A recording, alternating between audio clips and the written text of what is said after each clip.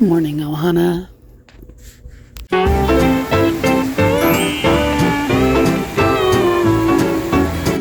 It is another beautiful day, and I hope you are doing very well. I hope the week is treating you kindly. I hope Monday was a good day for you all. I have a lot on my mind today with this storm coming in. Uranus goes retrograde tonight. I think it's at like 11:39. And here's the thing that I know about Uranus from watching astrology for the last decade. Every time Uranus switches direction, pretty much, I can think of a couple times it didn't, but pretty much every time Uranus changes directions, we have a natural disaster. An earthquake, a volcano eruption, a tidal wave, something along those lines. So I'm already kind of on the lookout for that. Now, Uranus is unexpected shock and like, wow, it always brings some kind of surprise, something that you weren't expecting. So I don't know if that applies to a hurricane or not, because we're expecting this hurricane. But I have suspicions that Uranus's change of direction may just amplify this hurricane beyond what people are expecting. So I do have some concern for it. It is what it is. You should take things seriously and prepare for things like this, but you can't go insane and overboard, and it is what it is, If you got to listen to your heart and your gut, like with anything in life. But I wouldn't take this storm lightly if you are in the Florida area. So there's my little PSA for the day. But it actually bleeds into the rest of what I've been thinking about. I couldn't sleep last night, and I was up for quite a bit just thinking about how we listen to our own instincts when they've been overridden for so long. I think that it's a long journey for people. I know it was for me anyway. I think that we're taught from childhood not really to respect our instincts. It's very well-meaning. Parents are trying to look out for you, and come on, we're nonsensical as children. We don't understand instinct. But I wish that it was more readily taught. Listen to your gut, listen to your instinct. What does the small voice inside you, what is it saying? Because I think that we end up doing a lot of work in our adult life. Hopefully you do the work. I guess some people never do, but it takes a long time. I was watching my sister struggle with it yesterday. My sister, again, I won't give you all her personal details or anything, but my sister spent 18 years in an abusive marriage. So her instincts were beaten out of her. It was more emotionally abusive than physical.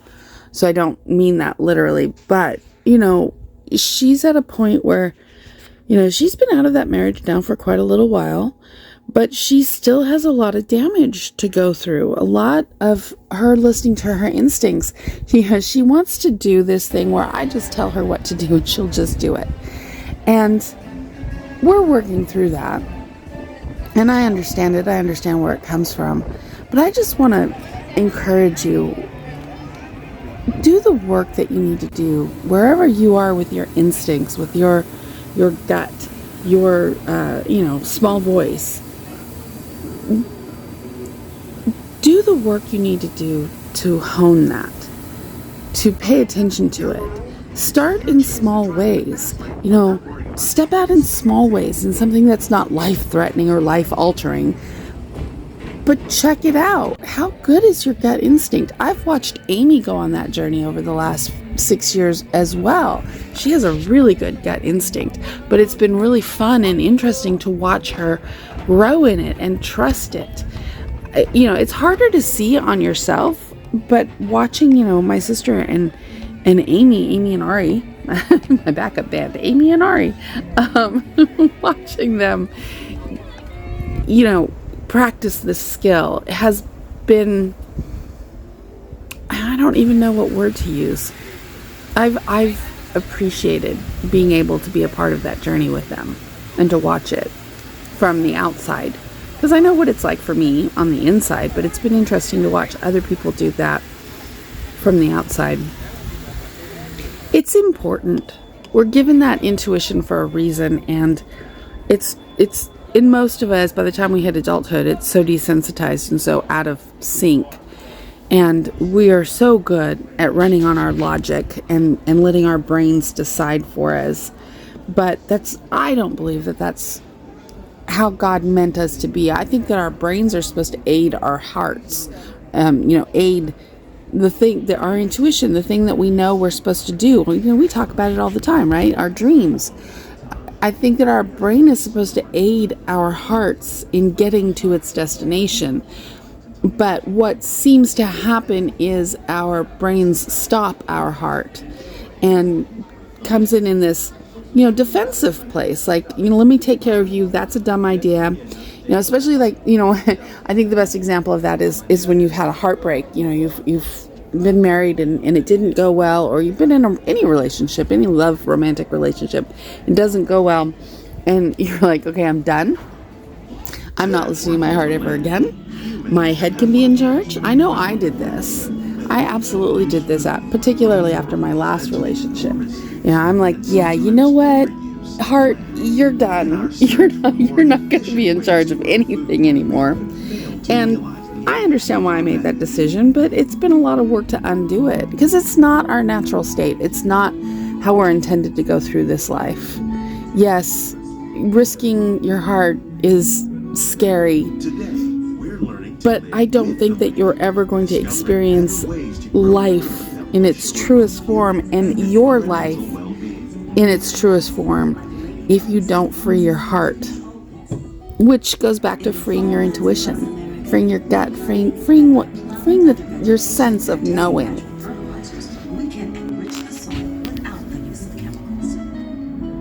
I think we can take a good example of that sort of thing from Cinderella. I think that's my favorite, fairy tale is Cinderella. I think Cinderella is a great example of being kind no matter what happens. But when it mattered most, what did she do? She followed her heart.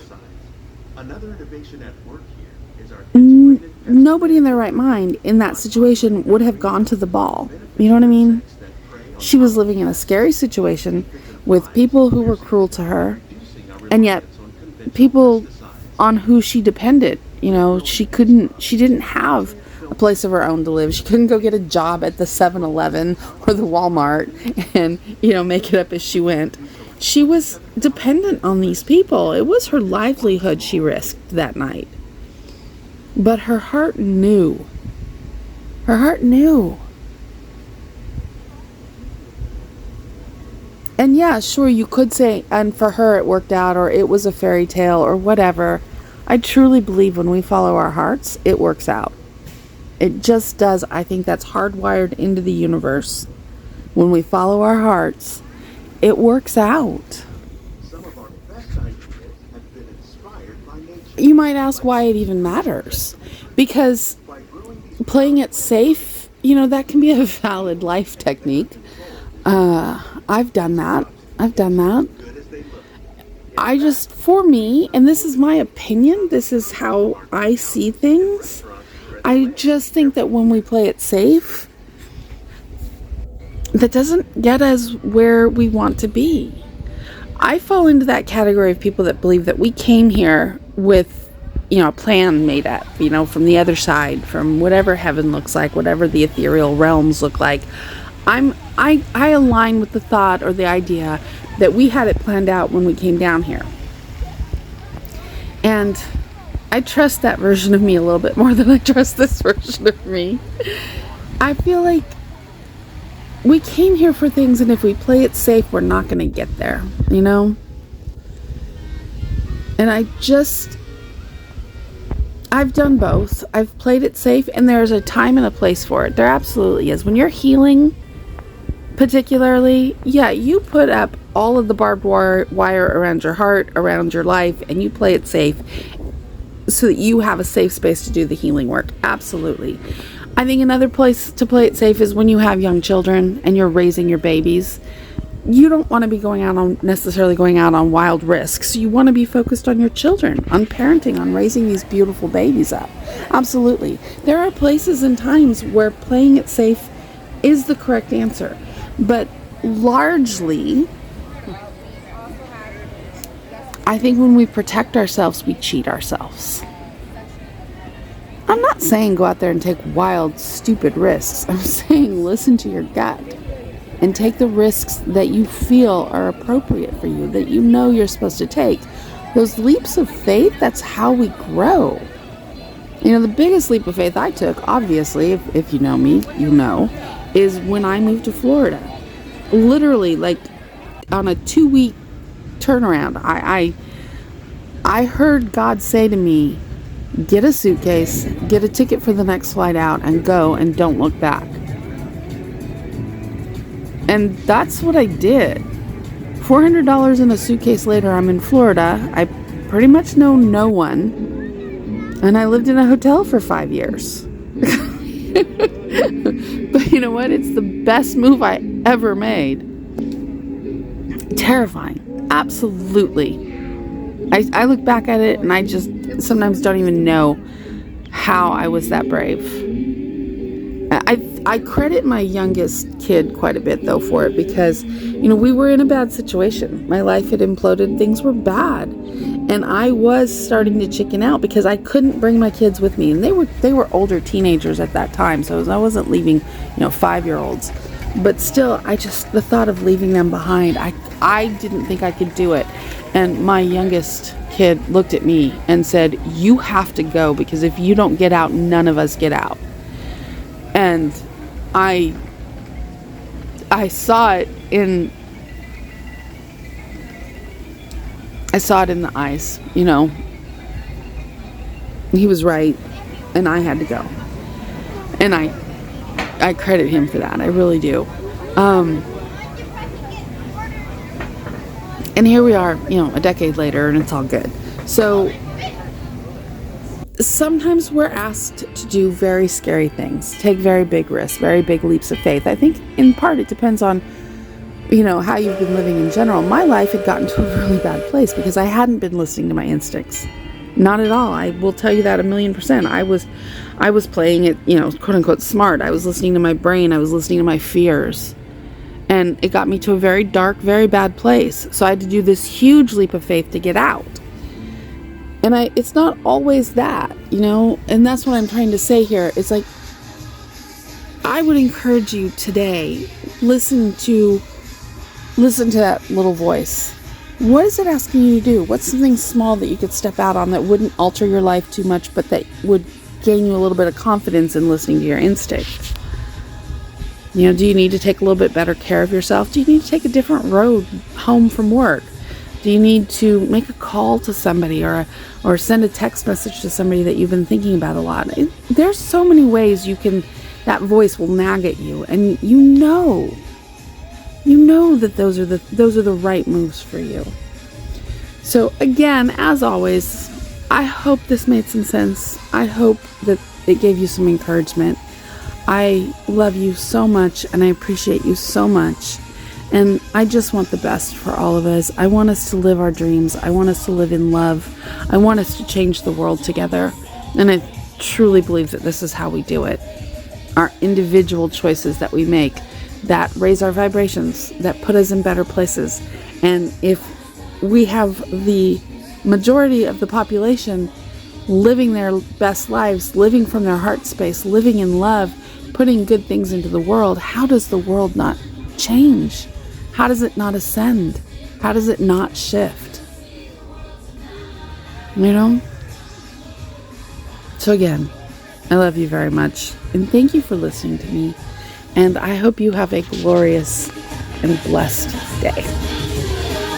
And I'll talk to you soon.